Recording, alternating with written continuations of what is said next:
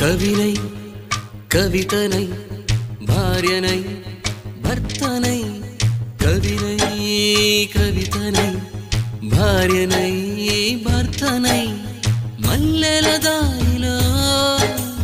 మంచు ఎడారిలో మల్లెల దారిలో మంచు ఎడారిలో పన్నీటి జయ గీతాల కన్నీటి జలపాతాల నాతో నేను అనుగమిస్తూ నాతో నేనే రమిస్తూ